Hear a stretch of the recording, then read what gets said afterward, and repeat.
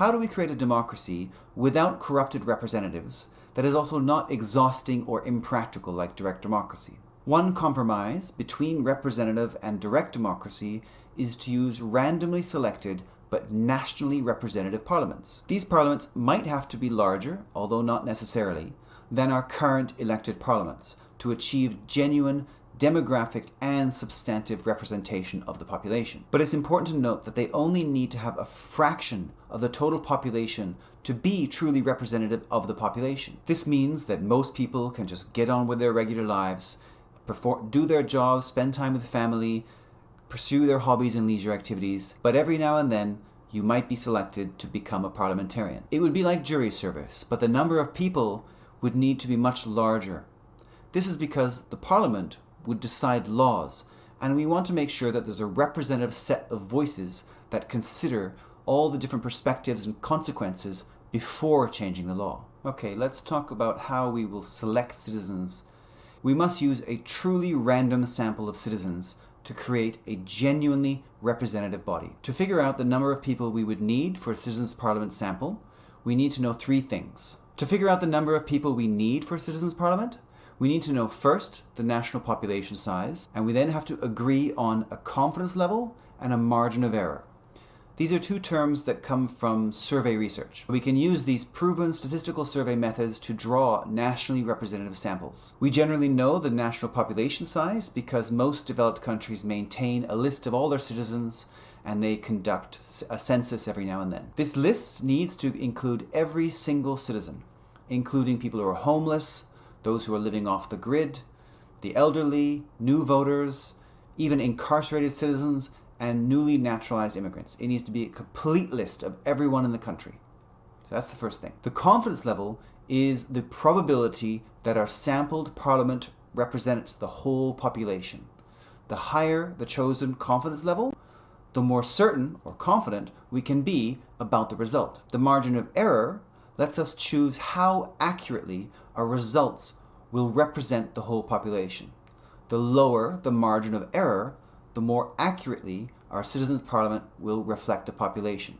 So we want a high confidence level and a low margin of error. Using these three pieces of information, we can decide on the size of the parliament that we want. There's no set answer here, and it all comes down to how representative you want your parliament to be. The size of the required parliament depends upon how certain we want to be about the resulting votes and how accurately we want them to represent the population. The greater the desired certainty and accuracy, the larger the needed size of the citizen parliament. We're going to need to balance between what is practical and what is desired.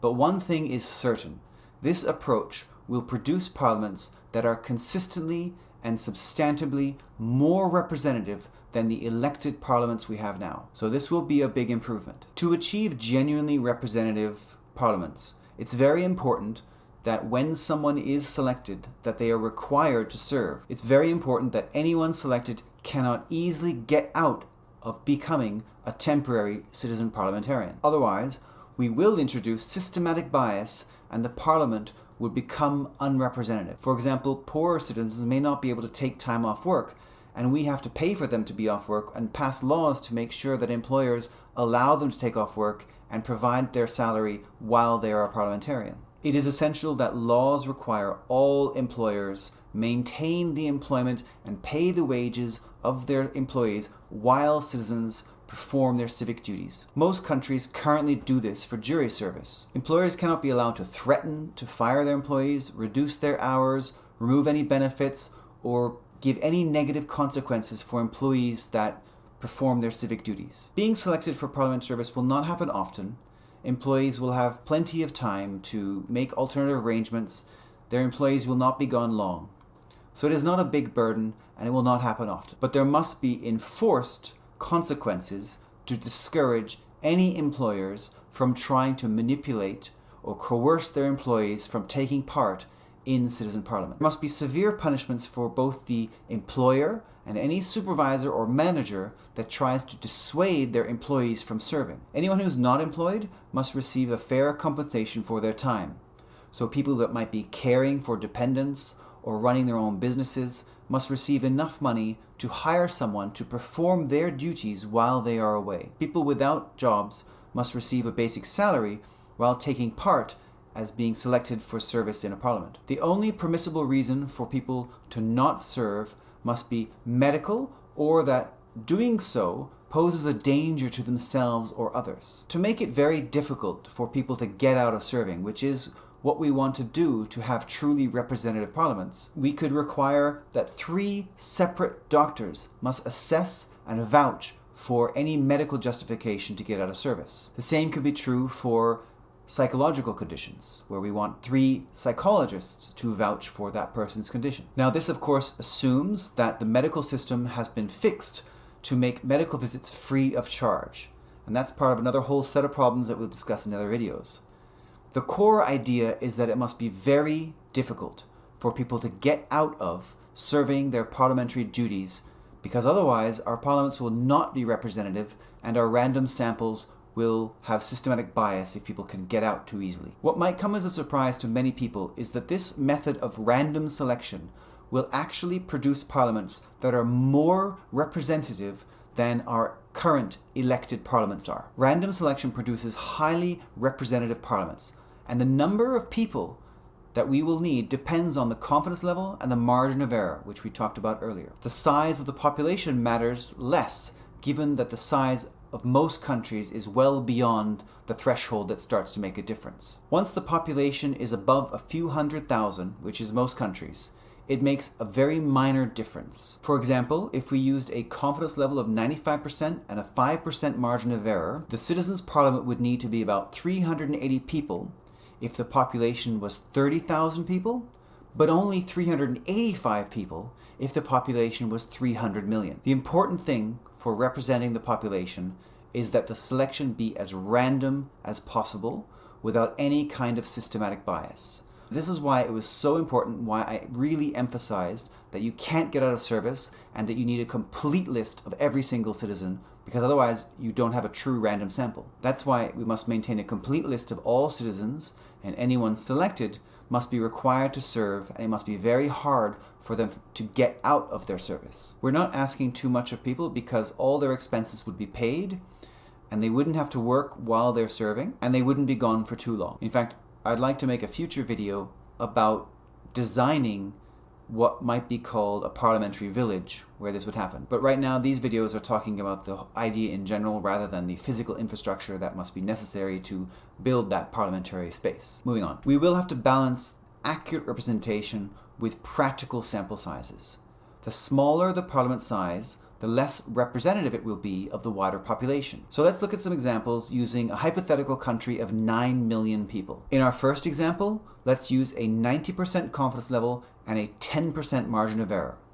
In this case, we would need 68 citizens. What this would mean is we could then assume they would be within 10% of the population's preferences about 90% of the time.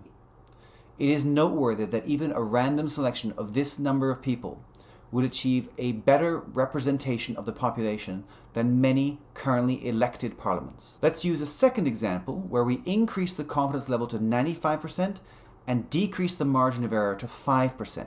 In this case, we would need a parliament of 385 citizens. This would be more representative than the first example, and decisions would be within 5% of population preferences about 95% of the time. This outcome would actually be more representative than almost all currently elected parliaments around the world. Let's push things further and use a third example where we increase the confidence level to 99% and we use a 3% margin of error. In this case, we would need a parliament of 1,842 citizens. This is quite large, but it is still manageable. But what this would mean is that we'd be confident that the decisions of this body would be within 3% of what the population wanted 99% of the time. This outcome would be more representative of the population than any elected parliament has probably ever been. Randomly selecting citizens to make laws on the population's behalf can produce really good outcomes that are very aligned with what the population actually wants. To further increase everyone's trust and belief in such a system, we could have higher legislative voting thresholds. What I mean here is that we could increase the voting threshold that would be needed to pass a law when using these kinds of randomly selected citizen parliaments. This would ensure that results truly reflect the population. We could then be more confident in the outcomes of these randomly selected bodies. It would also provide more legitimacy to the political system as a whole.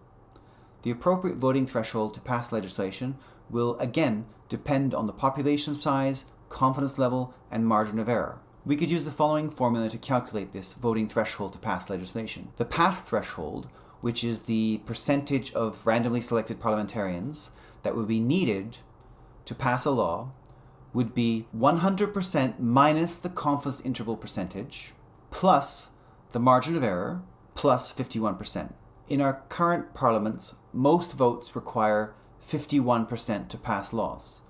This actually produces results that are not representative of the population. It's just the rule we came up with. Using this formula and relying on the previous assumptions about truly random selection, we could be almost guaranteed that any law passed by such a parliament would definitely be what the majority of citizens wanted. We can apply this formula to decide on the voting pass thresholds for the three earlier examples. So let's look at those examples again. Using the same three examples we used before, we can apply this formula to decide what the pass thresholds might be under those three different scenarios. So we're going to calculate the percentage of selected parliamentarians that need to vote yes to pass legislation in those three scenarios. First, using a 90% confidence interval and a 10% margin of error, the pass threshold would be 71%.